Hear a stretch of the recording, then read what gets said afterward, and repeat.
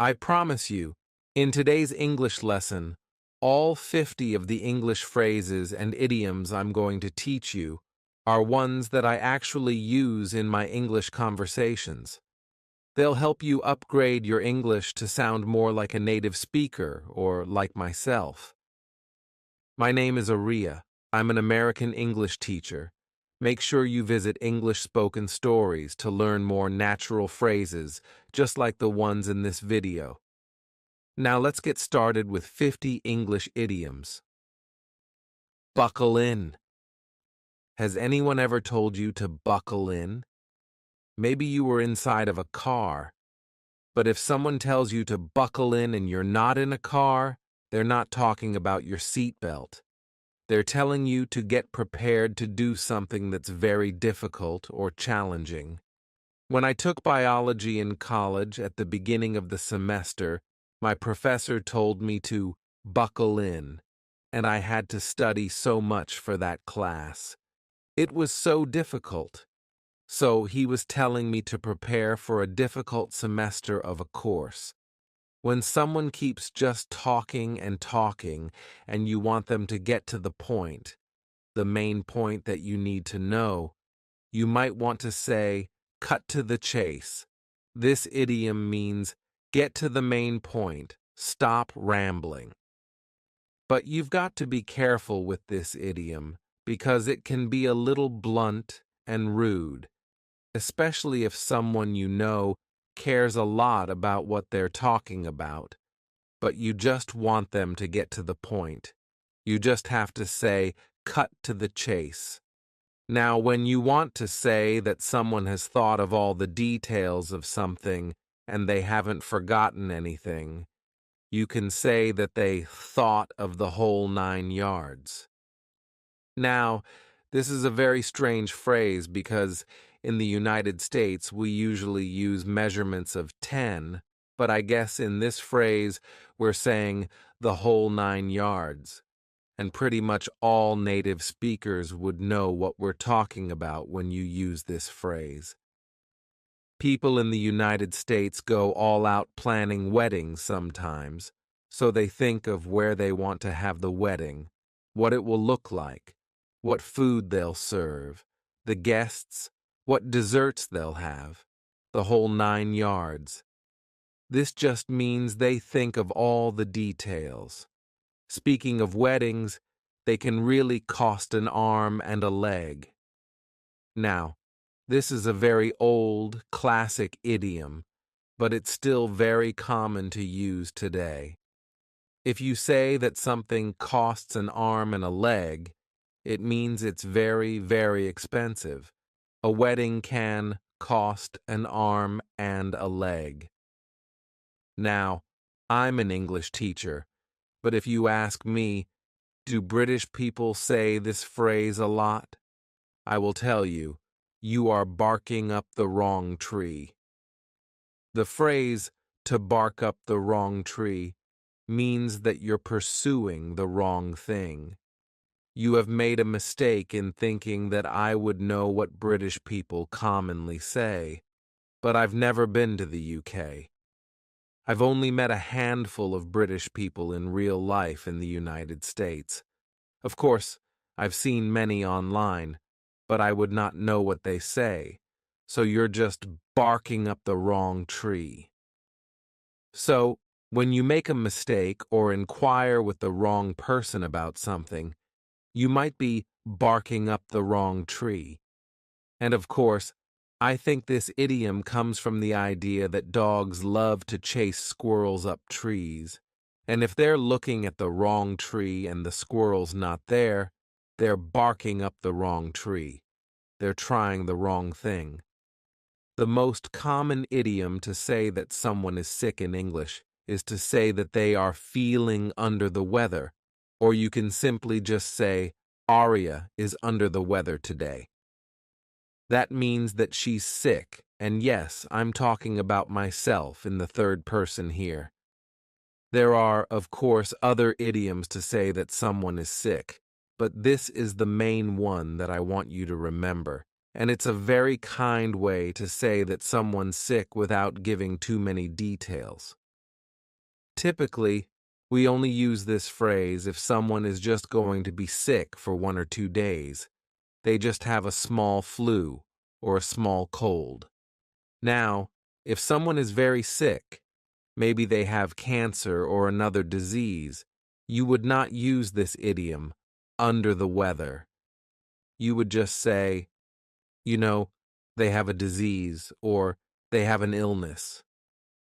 If you want to say that something is very common and easy to come by, you can describe it as a dime a dozen. I think of this idiom when describing cards. People collect baseball cards, football cards, and Pokemon cards. There are all sorts of cards that people collect, and the idea when collecting these cards is you buy a pack, open it, and hope to get some rare card. But typically, you just get the common cards that are a dime a dozen. So, this is the idea that you could just buy a dozen of these cards for a dime, which is very inexpensive.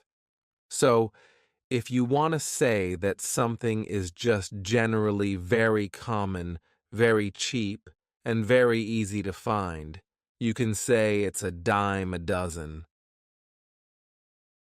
Now, this idiom is very commonly heard in the United States, especially on television shows and in movies, but I don't personally say it a lot, so you should know what it is because you'll hear it frequently. The idiom is, cat got your tongue? If you want to question why someone is being silent, or maybe you think that they don't have a response because they're feeling sort of guilty, you can say, cat got your tongue. This is a very sassy way of saying, why aren't you speaking? Do you feel guilty? Do you feel bad? So, I think this is why you'll hear this on a lot of television shows and movies because people are being very dramatic in these situations. If you need to say that there have to be two people involved to either solve a problem or cause a problem, you can say, it takes two to tango. The tango, of course, is a very popular dance that takes two people to do, and we use this idiom to say it takes two people to do something. So, I have two children, and if they are doing something and they're kind of getting in trouble, maybe one says, it wasn't me. I'll say, it takes two to tango. This means that it takes two of you to get in trouble together. You are both guilty. You could also say this to someone if you need their help, if you need the assistance of another person. You can say, well, it takes two to tango. Get over here and help me. It's kind of a funny phrase, and it's used definitely more casually.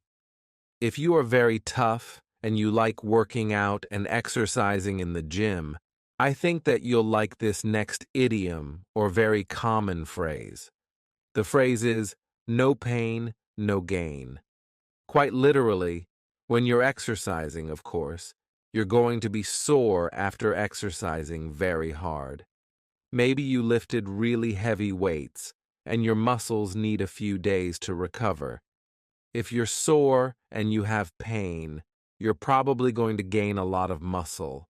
Now, this idiom can also be used in situations where it just takes really hard work to do something. Like maybe you are taking a long time to finish a paper for school. You're working very hard. It's kind of unpleasant, but no pain, no gain. So that means if you don't work hard and make sacrifices, you're not going to have gains or successes.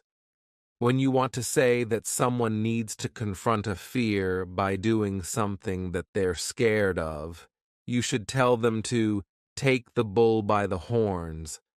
Now, this is the idea that, quite literally, if you're afraid of a bull, they have horns on their head. You could grab them and try to ride the bull, but this is obviously used very figuratively, very idiomatically. Let's say you're afraid of public speaking, but you sign up for a speech class. You are really taking the bull by the horns. You're facing your fears. This next phrase is so common, I use it all of the time. When you're talking about someone and they enter the room and you were not expecting them to come into the room and you want to say, you know, I was just talking about you. It's more common to say, speak of the devil. Now, you might see this as kind of rude, but it's just so common here to say, speak of the devil. I think the full phrase is, speak of the devil, and they will appear. So, you're talking about this person, and they come into the room unexpectedly. You can use this phrase if you want to say that something is impossible to believe without actually seeing it for yourself. You can say the phrase, seeing is believing. I had a friend who had never been to New York City, and they said, I don't think it would be that great to ride the subway each day. I don't think it would work very well. I could say to them, well, seeing is believing.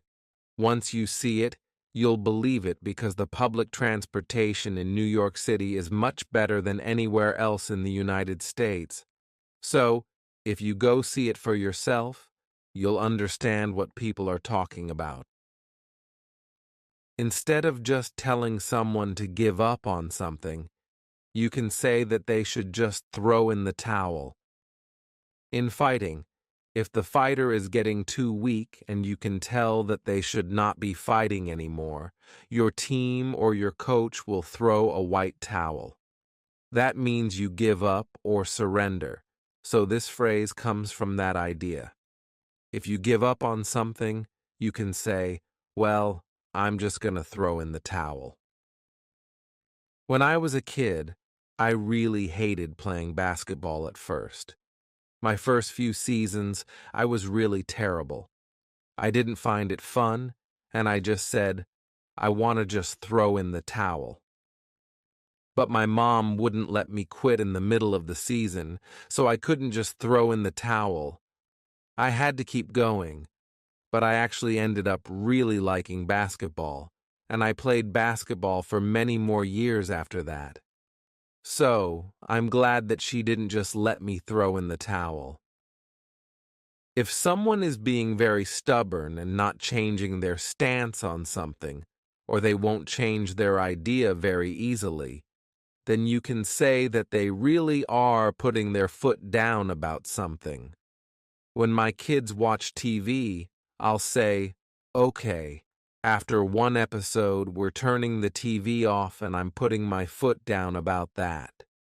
That means I'm going to be very firm, very stubborn about it. There's no more asking, hey, can we watch one more episode?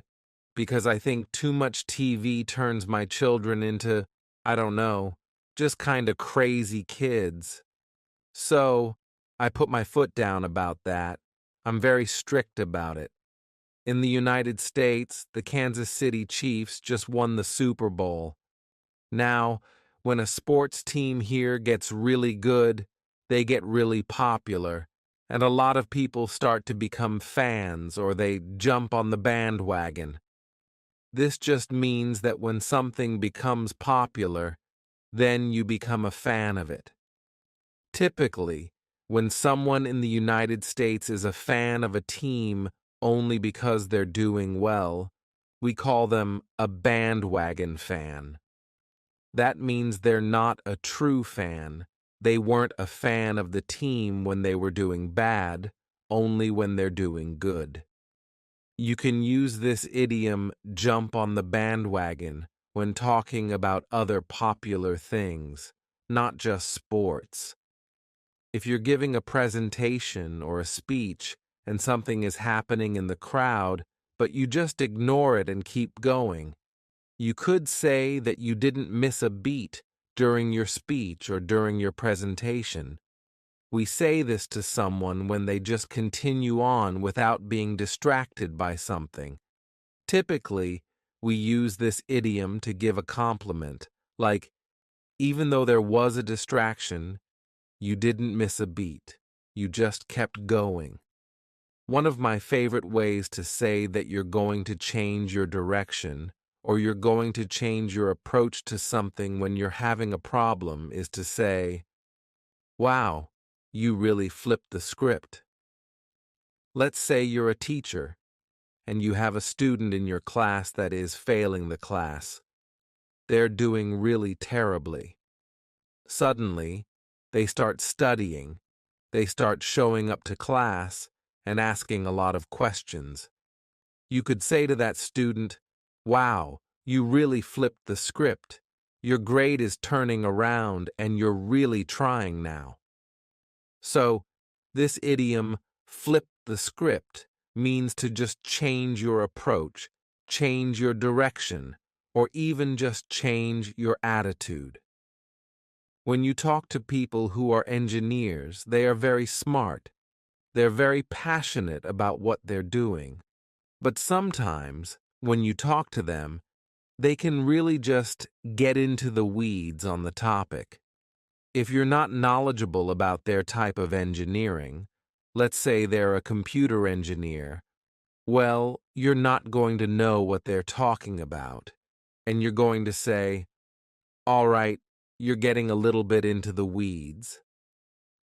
This means they're talking about really small technical details that you don't need to know because you don't understand it. So, if you want to tell someone to just keep the conversation very general or, very understandable for you, you can say, hey, we don't need to get into the weeds here.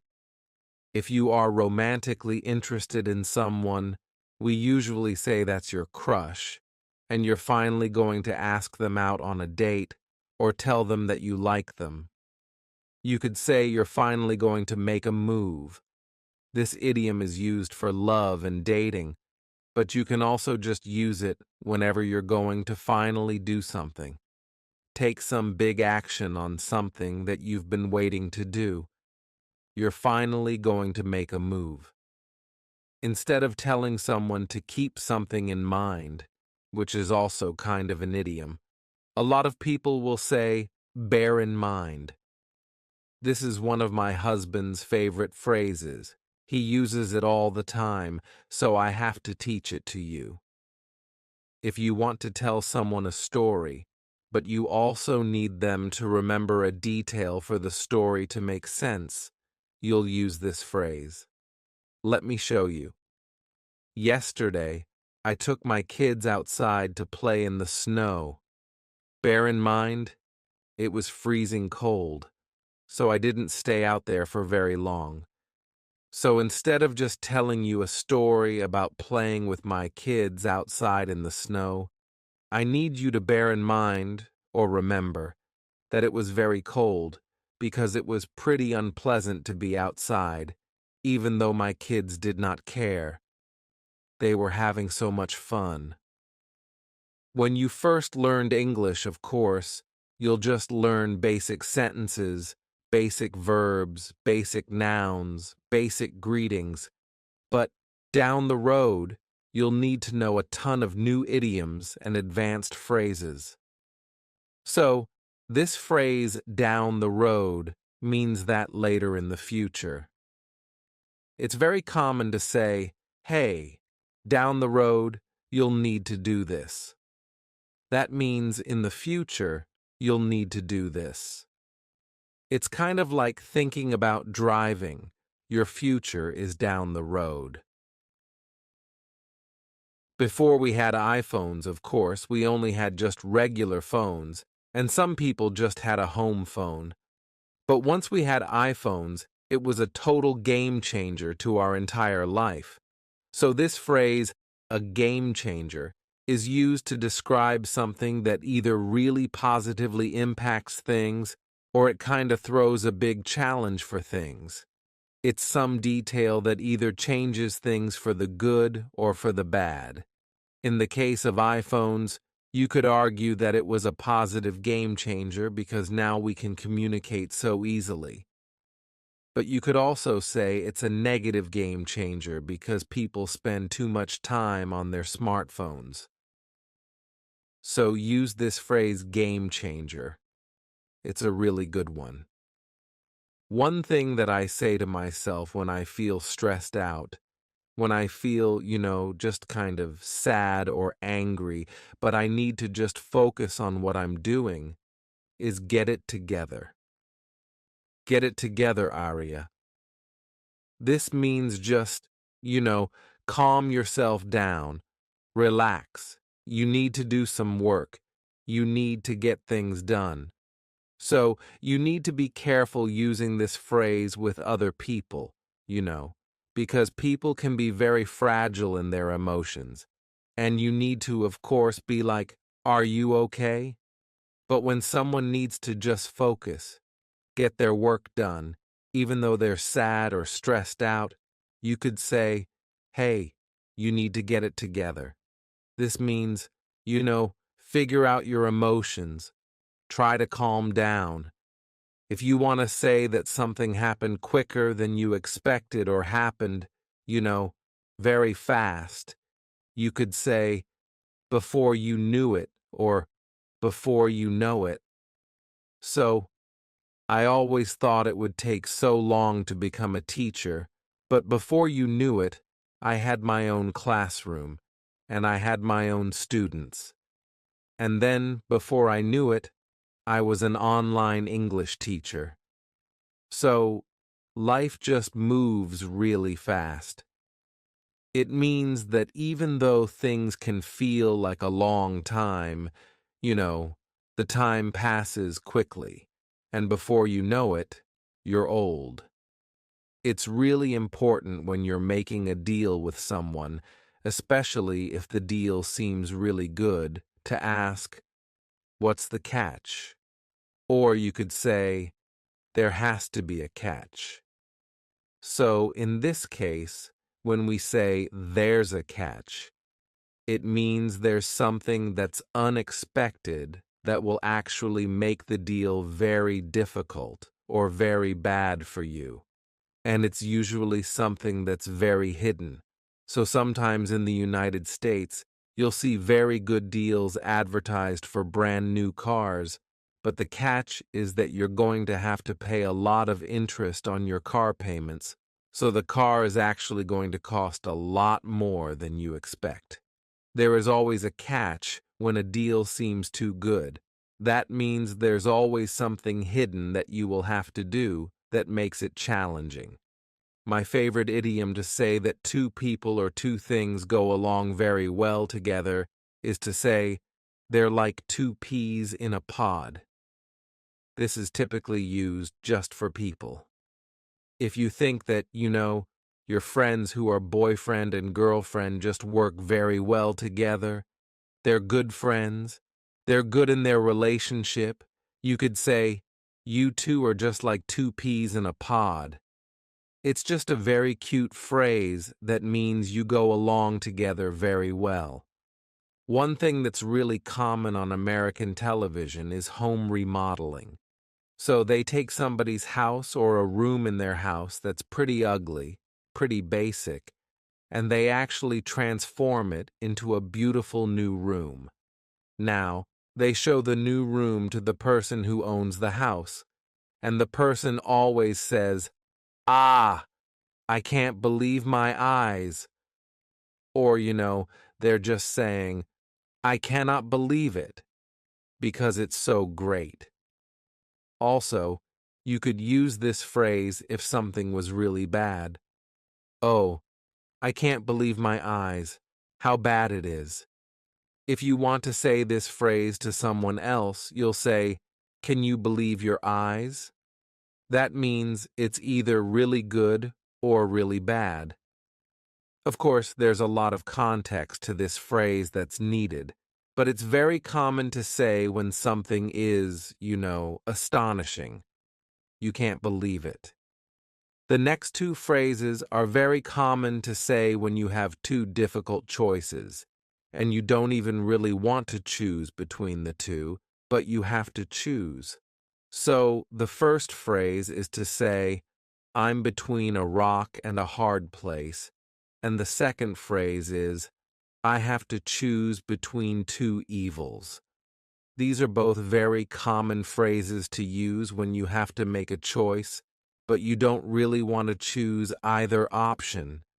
So maybe your mother and your girlfriend both want to spend time with you, and if you say no to your mom, you're going to disappoint your girlfriend. And if you say no to your girlfriend, you're going to disappoint your mom.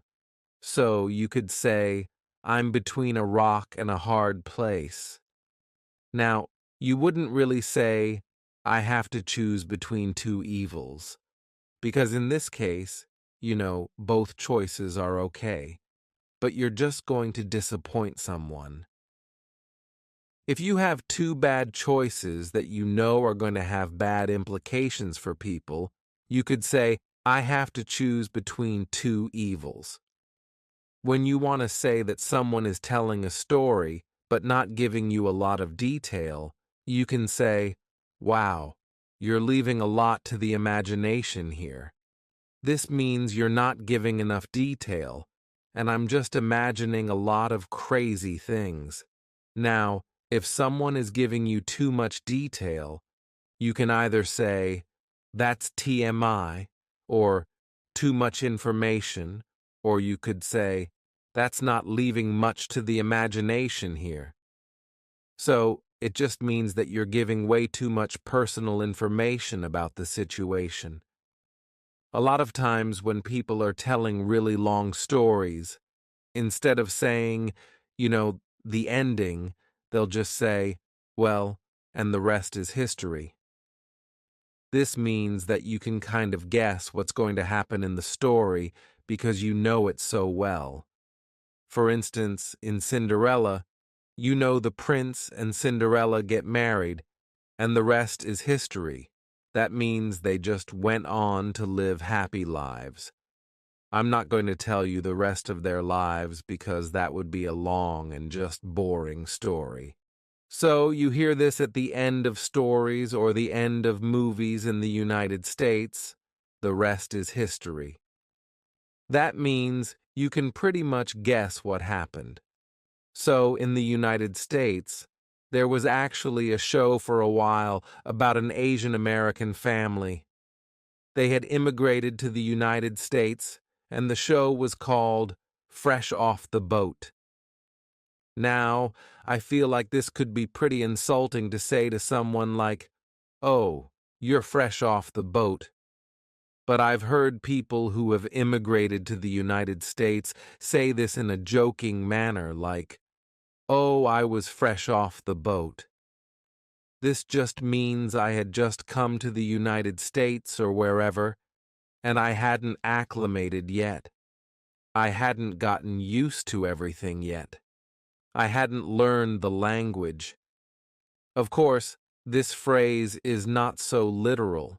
People are not actually coming to the United States on boats very frequently anymore. Most people fly. But it's just kind of a funny, joking phrase that's used to say, I came here, and I was not used to everything yet. I was very fresh off the boat. If you want to tell someone that something is impossible and not worth doing, you can say, don't even bother. It just means that something is just going to be too challenging or not worth the effort.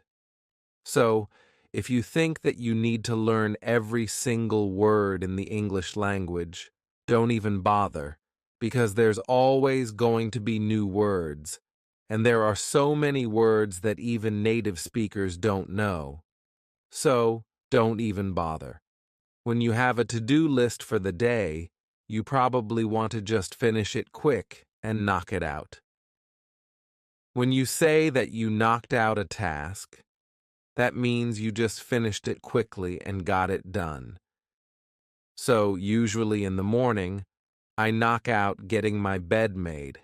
I knock out unloading the dishwasher. I try to knock out the annoying things that I don't want to do later. Oftentimes in the United States, businesses will say, How did you hear about us?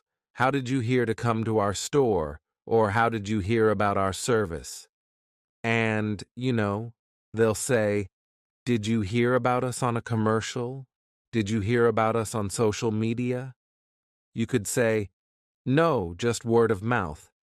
This means that maybe you heard someone talking about them, or a friend told you about the store or the service. So the phrase word of mouth means you didn't hear it anywhere officially or written, just someone told you. This phrase can be kind of confusing when you hear it for the first time. When someone says, it's go time, it just means it's time to start. Let's get ready. Let's be motivated. It's go time. This phrase is especially used in movies, when at the end they have a big plan. Maybe they're going to do something or rescue someone, and everybody's ready. They'll say, okay, it's go time. Let's go. When you ask someone a question and you know they know the answer and you want to ask them a follow-up question, it's kind of like you're testing their knowledge. It might not be an official test. It might not be a teacher saying this. We say, oh, do you know this too? Bonus points if you can answer this question. Bonus points just means like, you don't have to know this, but it would be cool if you did. It's really a common thing to say. It's common in actual game shows and actual trivia competitions, but we also just say it in our normal, everyday conversations. Bonus points if you know where that was made. It's just kind of saying, this is a fun fact. It's not absolutely necessary to know. A funny phrase that I hear quite commonly is to say that someone had white knuckles. So, if someone is afraid, especially if they're on a roller coaster or in a fast car, they might be gripping onto their seat or gripping onto their chair, and they might be white knuckling. So, we use this as a verb. It just means they're holding on very tight because they are afraid that they're going to fly off or crash in the car. One thing that I really take pride in my life is a clean house. I always try to have everything clean and tidy so that, it just doesn't feel cluttered or disorganized. But it's a lot of work cleaning your own house and keeping it clean. So sometimes I have to swallow my pride, and I have to ask for help around the house. I ask my kids to pick up after themselves. I ask my husband to help me with certain tasks. I feel like it's my pride, but, I have to ask for help because I can't do it all myself. And I feel like this phrase, swallow your pride, is very, very common, and you should also be very aware of what it means. When you're learning a language, sometimes you feel like, I don't want to ask what this means, but you have to swallow your pride and ask so that you can learn the phrase or learn the new word and understand what's being said. But it can be kind of embarrassing or hard to ask for help sometimes. But it's important just to swallow your pride. Say, it's okay if I don't know, and ask for help. When a situation is starting to become chaotic, you can say, it's going off the rails. Think of this as a train that, is about to just break. It goes off the rails. It's called derailing. But if you want to just talk about a situation in life that's starting to get chaotic or crazy, you could say, this is going off the rails.